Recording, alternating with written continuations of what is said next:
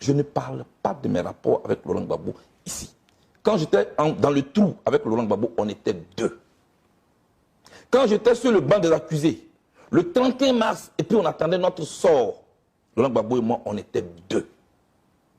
Quand en janvier 2019, on ne savait même pas qu'on allait sortir des prisons, et que le procureur refusait qu'on nous livre, et que ce jour-là, le juge nous fait sortir des prisons, nous acquitte, et que quelques heures après, on nous remet les menottes, alors que nos familles nous attendaient déjà à la sortie de la prison, et qu'on oublie de nous remettre dans les cellules de prison, et que ce jour-là, le président Gbagbo nous regardait dans les yeux, impuissant.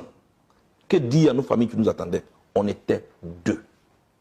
Quand malgré notre acquittement, on devait encore attendre 2 semaines en prison, on était deux. Quand devant le monde entier, on nous traitait de criminels, on était deux. Quand nos familles ne dormaient pas, quand nos enfants se sentaient seuls, on était deux. Et à deux, vous avez dit beaucoup de choses, ça c'est clair. Je ne veux pas parler de tout cela.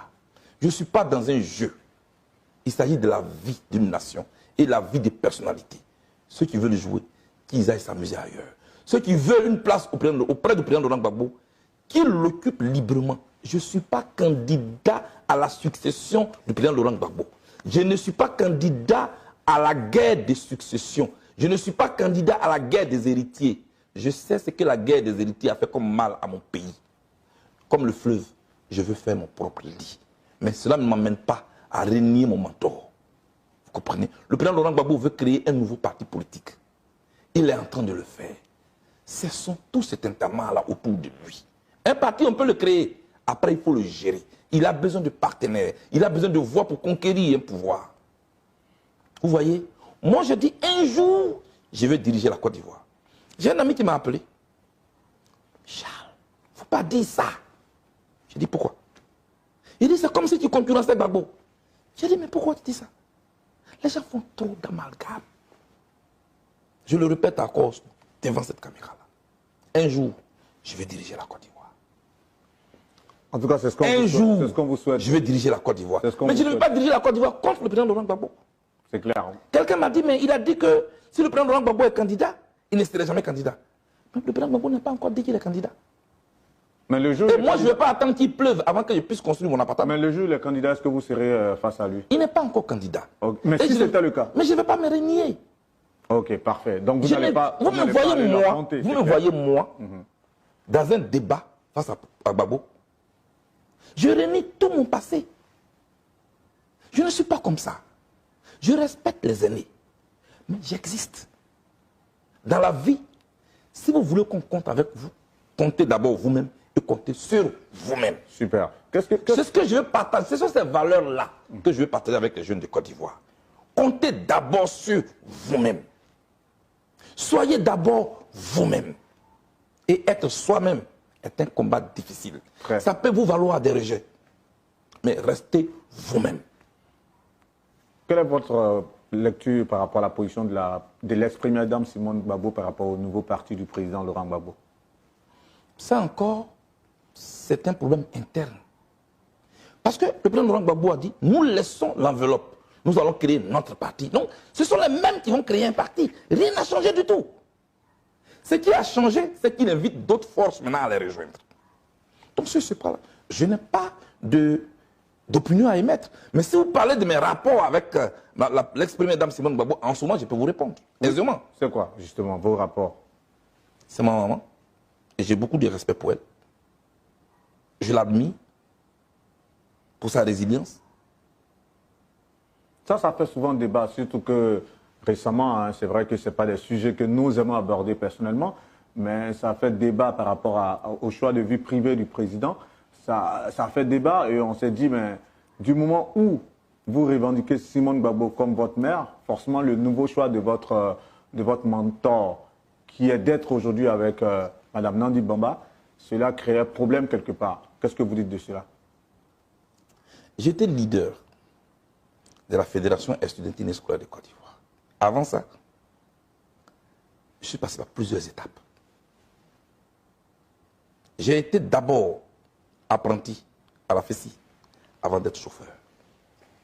J'ai fait cette école qui m'a formé. Ensuite, les épreuves que j'ai traversées trop jeune m'ont délivré les diplômes de maturité.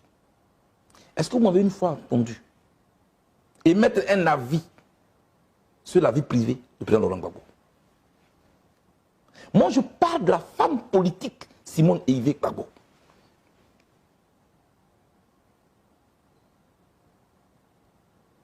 Le mariage, là, ce n'est pas un référendum.